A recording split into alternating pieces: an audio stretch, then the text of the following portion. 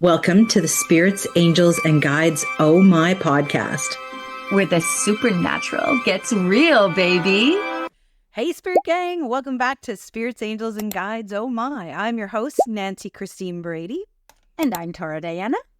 And we are so excited for today's episode. Well, I am because I researched it. We're always excited for everything that we do. It's true. It's true. And so we are, regardless of what we're doing. So today, Tara, we are going to explore a slightly different topic that I'm excited to go over, and it's messages in the water memory, and spirit communication. How does it go together? I have no idea, so I'm trusting you're going to tell me. Absolutely. So, as you know, I love watching all the Ancient Aliens shows and all of those different deep dive true crime shows, and you name it. If there's a show, I like to watch it. If it's got a question, I need to find the answer. And so I actually had something pop up on Instagram, and it was a really cool image of a fellow who was taking close-up photography of snowflakes, which led me down the rabbit hole from there. So it went all the way down to like, well, that's interesting. Those are made from water. I wonder if water can maintain memory and da-da-da-da. And so that's what ended up driving us towards this topic. So can water remember emotion? Can it transmit energy? And more importantly, can I speak? Can it help us communicate with spirit? So what are your thoughts initially when we get into this? Way over my head. Way over my head. I see a snowflake and I'm like... So for the people who are listening, she stuck her tongue out to catch the snowflake on her tongue. I would assume it can because everything is energy. So I assume it can, but I really wouldn't understand it. Like, I mean, snowflakes fall to the ground and just disappear. Okay, so let's deep dive a bit then. So what is water memory? I think that's where we should start at the very beginning. And so for those of you watching, yes, Tara and I consult our notes, so you might see me looking down to consult them. So we have that disclaimer just because we're a little bit salty sometimes. So we had to do that. So the theory of water memory suggests that water retains memory of its substances once it comes in contact with them. And this was first explored with Jacques Bonavistine. And he published this controversial research, and it was back in 1980. So back in the 80s, come on, we were like worrying about Knight Rider. We were worrying about like really big hair. We were worrying about David Hasselhoff. Yeah, we were. We were worried about girl, but I don't know if it was David Hasselhoff. Let me tell you. Miami Vice. I'm just thinking 80s party and what everybody comes dressed as. So there was things going on in the 80s that, maybe not as much metaphysical. And he was totally like, it was controversial, and the science community went, no, you know what? We reject you. We don't think that, so his whole thing was that he published a controversial research saying highly diluted solutions could still have biological effects, as if the water that was in these solutions was remembering what it had been in. So he was putting water in all these different things. And so they said, oh no, you know what? You are... As crazy as an outhouse rat? Yes. That's kind of where I'm going with this a little bit here. I can talk to dead people, but I don't know about this water stuff. Go on. Okay. So it opened a floodgate. So in spiritual and metaphysical interest. And of course, in the 80s, growing up, I really feel that was the cusp for us with a lot of the books that were coming out, because there was only really one or two practitioners that you could go deep dive on some of these books. And since then, like in the 90s, it exploded. So suddenly you had all sorts of mentors and teachers and books you could read. So same with the science. So there was a doctor, fast forward, Japanese doctor Masaru Emoto. Hopefully I'm not saying your name. Look at you slaying the name. I'm trying very hard. So he took this concept and he took it further, and he exposed water to various words, music, players, and then he froze it and he photographed the crystals after under a microscope. So that's where I'm going with that snowflake thing. Oh. Okay.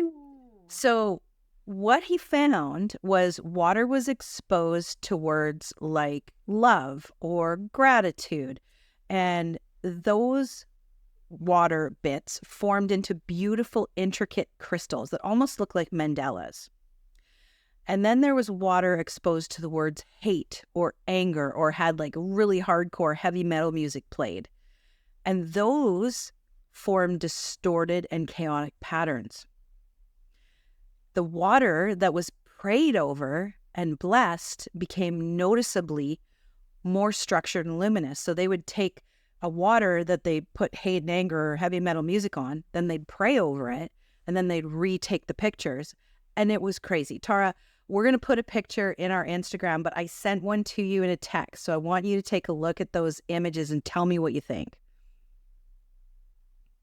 Okay, I did see those images. Let me take a quick look again at them in my text messenger. I'm coming. Apparently, I'm not coming fast enough. Okay, let's just leave that alone for a second. La la la la. Okay, messenger, found it. Okay, where's Nan? So Okay, I think they're beautiful. So explain it for the people who are listening. So when I'm looking at these, not only are they different shapes, some of them are like a little more, they're different colors. Yeah. I think that is super, super cool. And different sizes, but you can see through some of them more than others. Mm-hmm. And you can, okay, so this is a really, really luminescent one. Like, I maybe that's not the right word of what I'm looking at, but they are literally, you guys, and she's going to post these for you, but they are like purples and yellows and intricate. Like when I'm saying intricate, they're like mandalas. Yeah, they look so cool, right? Like just like mandalas.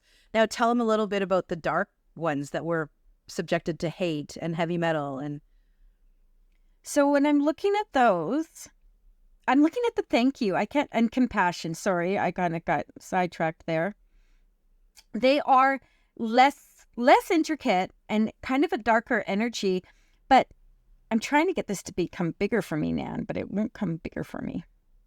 Some of them even look slightly brown. They're definitely different looking. Mm-hmm.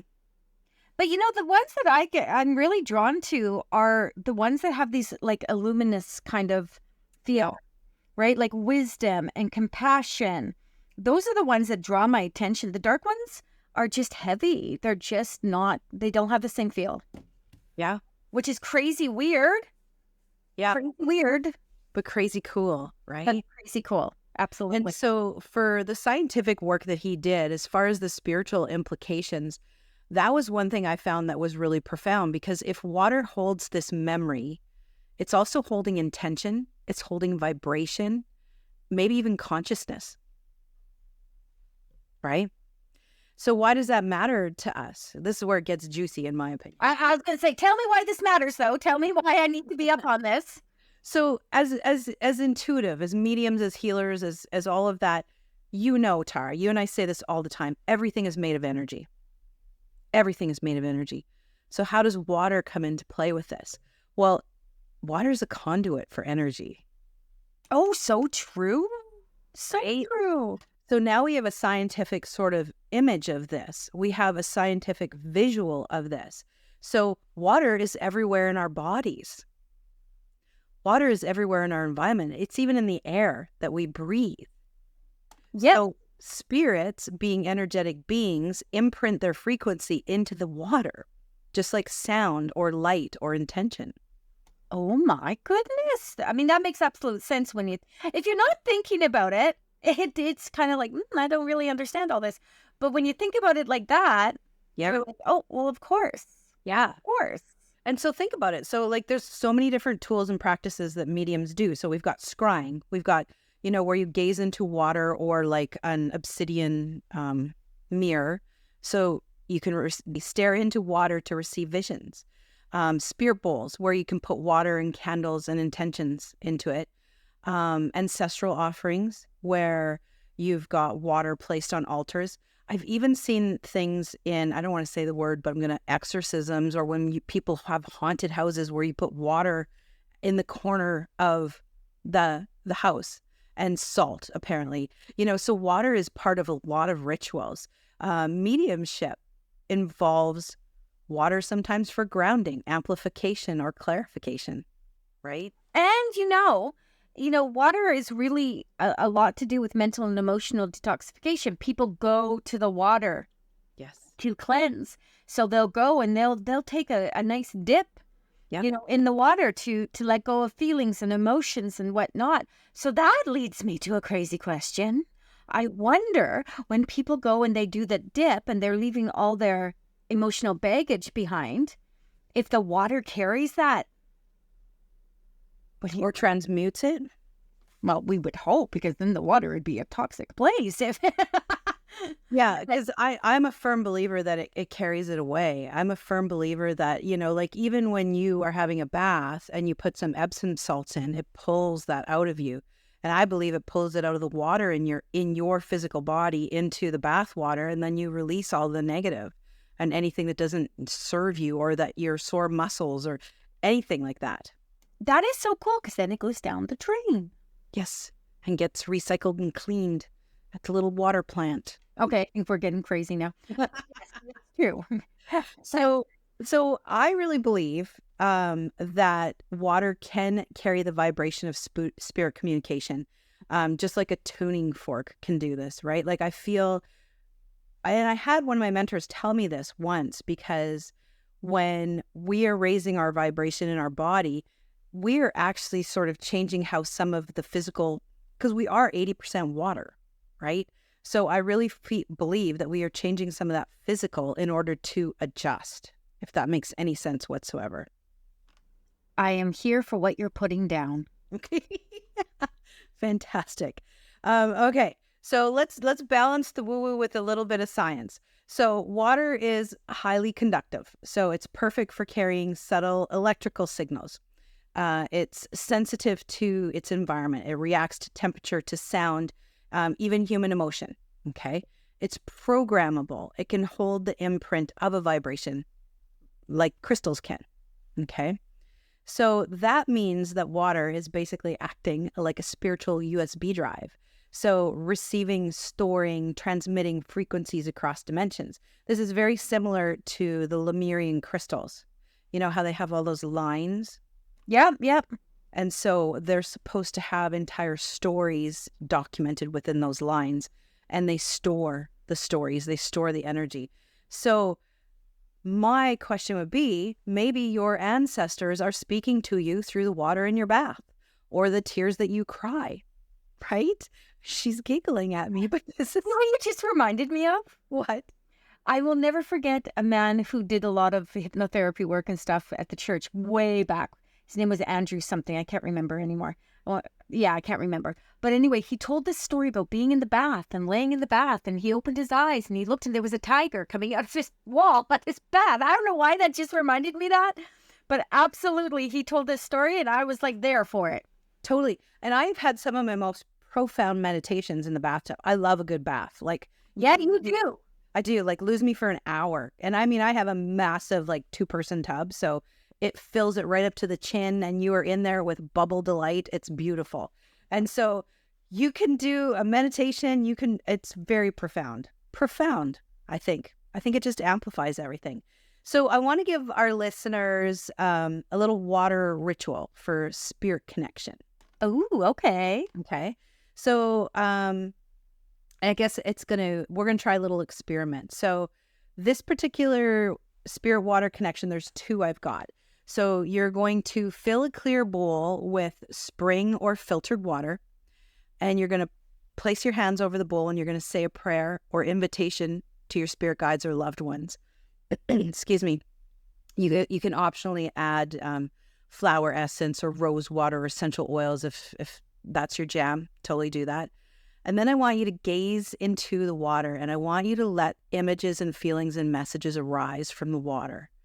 And then, of course, you always hear me say this. You hear Tara say this all the time, journal, journal, journal. So afterwards, whatever came through, as subtle as it is, it could be a color, it could be a feeling, it could even be something, a memory. Like maybe the water's making you think of Nana and she used to bake cookies with you. Write it down, because the odds are that, and we were talking earlier, and you hear us talk in all of our episodes of there's tools. There's tools that help us do the work. There's tools that help us be the telephone. So I'm very interested to see what our listeners get by trying that. It's really not about seeing spirit. It's not about seeing ghosts. It's just about you being able to listen to the silent whispers that are coming through. So it's not scrying per se. No, not this particular exercise, but they could. I mean, if they really wanted to, for our advanced listeners out there, you could certainly, if you haven't tried water scrying, give it a try. It's definitely something that's kind of cool. I think it's a really nice feel, though, using that water energy and to just see what comes up. What is it working with you, right? Because water as an element is a huge thing, right? We teach about using the elements, and water as an element is a huge thing. So if you're talking about water and it having, memories and holding on to things like that, I wonder if the connection is even so etheric, right?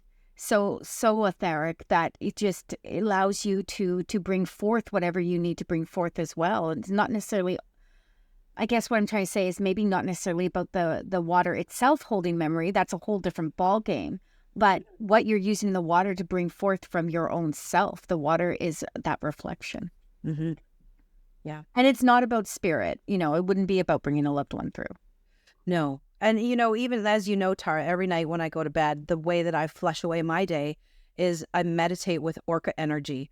So I literally am at the edge of a lake that has a sheer drop off, and I call orcas in and I swim with them and I let go my entire day.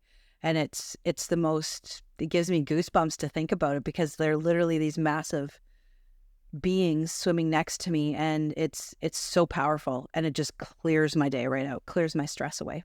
Now, if you're terrified of the ocean, don't do that as meditation. Just a small disclaimer. But it is there. If we're scared of water, now we have a whole different ball game going on here. We should have a water for you. water disclaimer at the beginning, but okay. So this other one I found online, I have not tried yet, but I'm going to give it a try and see how it goes. It's more of a science experiment. So if you want, get a couple clean jars, fill them with water. Fill it with cooked rice and water, and label one jar "Thank you," and label the other jar "I don't like you." Ooh, I like this already. This is so interesting. Okay. So every day for a month, I want you to pick up the jar and say nice things to the thank you jar and mean things to the other jar. And watch what happens in a month. And then I want you just to send us a direct message and tell us what comes up. And we can go back to our comments, and we can put some comments in our episode after it's published. But it's going to be crazy when you guys see what happens to the rice over time. I don't know if I want to be me. And you don't have to. It's just a science experiment. But remember, even if you can't see it, your thoughts and words might be changing the world around you. Oh my God, the mic drop right there. So this is about spreading love. This is about being grateful and watching amazing things happen. How can we use this? Well, a lot of people still aren't sure about Dr. Emoto's experiment, but here's what we can learn from it. Here's what I think is important to take away. Be kind to yourself and others. Your words matter. Think positive thoughts. They might change more than just your mood. Surround yourself with good music and happy people. Appreciate the water you drink and say thank you to it. Oh my goodness. So that's my thing about water. So next time you're by the ocean drinking your tea or crying in a pillow, remember, water is listening. Water is alive. And water just might be whispering back to you on behalf of spirit. I love that. Oh my goodness, peoples. Oh my goodness. So I think we should really try so maybe each of us should take a jar. So if you just want to be the happy jar of rice, you be the happy one, and I'll be the mean jar of rice. And then a month from now, we'll have a podcast recap and show people our rice. Okay, we can do that. Okay. Challenge accepted. Absolutely. Love Any last thoughts on that, Tara? it. Now I'm hyper focused on this, like the words I'm going to say to my rice. I love you with every ounce of my being. And I just, my whole family is going to be like, what are you doing? That reminds me of that bird in the fridge thing with Ryan, the freezer. Why the hell is there now in our freezer? I never heard this story. Oh my gosh, it is such a funny story. So I'm going to do this in a long way. Hopefully no one from like the environmental agencies or anything comes at me. But a client reached out to our friend Lynn and said, I found a dead owl on the street and I've got it and I don't know what to do with it. And Lynn says, give it to Tara because she works with the elders up in such and such a place. And I was like, what do you mean give it to Tara? Long story short, he shows up with a little cooler and this frozen owl. Oh. And so I'm like, okay, I guess I'll take it up there. Now, owl for some Indigenous communities means death. Yes. So anyway, I put the owl in my freezer. Ryan goes in to get something out of the freezer. He's like, why the F, he says, is there a dead bird in our freezer? Because it's not, it's not like a turkey or a chicken, right? And I'm like, oh my God, it's a long story. Anyway, I take it all the way up to the elder, and the elder says to me, why the hell are you bringing me a dead frozen owl? And I'm like, I don't know. It felt like the safest, smartest thing to do to honor the owl. Anyway, it was a bit of a joke afterwards, but Ryan was like totally appalled. He was like, why the F is there a dead owl in my fridge? Anyway, that's my story. I'm sticking to it. Okay. No water memory there. No water memory there, unless the frozen droplets when they were de-thawing. But anyway, that's another story for another time. Let's bring this to a close, baby. We have a reading for someone. As always, you must stay all the way to the end to get the reading. Yes, you must. So we do, through our Patreon, we pick someone for every episode that we do, someone from our Patreon as a thank you from the bottom of Nancy and I's hearts, a reading. And today is Aaron W. Nice. Aaron W. You can go first because I'm right here. So Aaron W., just in case you're wondering, I'm using the Palladian Wisdom Oracle cards. Another one of mine. I love the art. I know you guys hear me all the time. It's one of my favorite decks, but it's like all 56 of the decks I have are my favorite decks. Okay, here's what we're going to pull for you today. I'm sorry. Pause for just a moment. Uh-oh. Did you say 56 decks? Oh, nan. Oracle decks. I have tarot decks in addition to that. And Oh, nan. Somebody's got an issue. Listen, I have a problem and I can admit it, and it's okay. I also have an excessive amount of crystals. Listen, Linda. Listen. Okay, go ahead, boo. Oh, Aaron. Okay, so what we got for you, my friend, is we've got purpose and choice.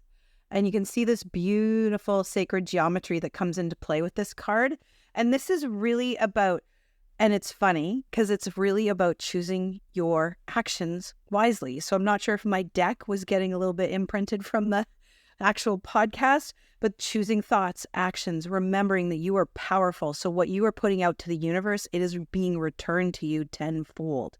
And you know, it's funny, Tara, I used to live with a witch. And I remember at the time, and they were like, you be careful, your words can hurt people, and they really put the fear of God in me when it came to like your words and what can go out there. But I really feel that this for Erin is about more manifestation. I feel like the words that she's putting out there is talking in the I am perspective of, I am a millionaire, I am working the perfect job, I am surrounded by the people I love who I want in my life, that type of purpose, that type of choice.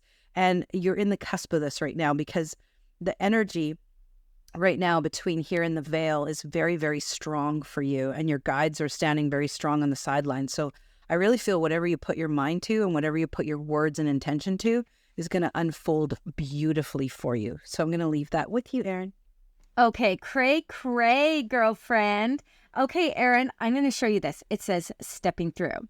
Now, I want you to look at a couple of things. This totally jives with Nan's card. One, you're coming out of a lotus flower. That's growth, right? You're blossoming. Two, there's a Merkaba right at your heart center, kind of between your heart and your solar plexus. This is trust of self, but it's also being open to all the goodness to and fro. There is a butterfly in the corner.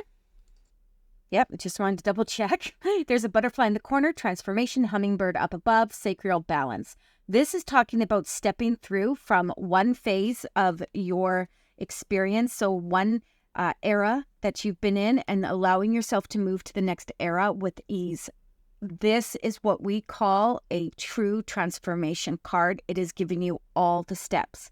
So it's giving you the transformation with the butterfly. It's giving you the balance with the hummingbird. It's giving you the growth. Hey, you're blossoming right out of a lotus flower, girlfriend, like holy. And then it showed you the Merkaba, which is sacred geometry and is so powerful just on its own. But when you add it to all those things, Erin, you are in the midst of an era switch and adjust and a shift, and go and slay it, girl. With Nancy's card and this card, Spirit is not leading you wrong. You won't be disappointed. I love that. And I wonder, does Erin work with sacred geometry at all? I don't know if she does, but I do know that she's dabbling in spiritual work. Nice. So that might be something she might want to explore as well, with so much sacred geometry coming up. Yeah, for sure. Absolutely. Take a good look at that and see. Merkaba has always been my thing. I love me some Merkaba, but there's other sacred geometries as well that may resonate more with you. So take a good look at that. And on that note, what are we going to say, Nan? Until next time, keep flowing and stay connected. How about that? That was a good tie into the water. Keep flowing. Don't tell all your secrets to water or tell all your secrets to water. But go and follow us on all our platforms. Nancy Christine Brady, Spirit Essence by Tara Diana. Make sure you give us a like on all our streaming platforms, because Nan has us streaming everywhere now, and I love that for us. And really just, make sure that you are sharing us, because we have something for everyone, whether you are a spiritualist, metaphysical practitioner, a newbie, or just someone that wants to hear something interesting and empowering. We got you. Absolutely. So until next time, everyone, thanks for listening, and we'll see you again next time. Bye. Bye. Thanks for joining us on this journey into the wonderfully weird and metaphysical. If you loved what you heard, don't forget to follow us for more insights and behind the scenes fun.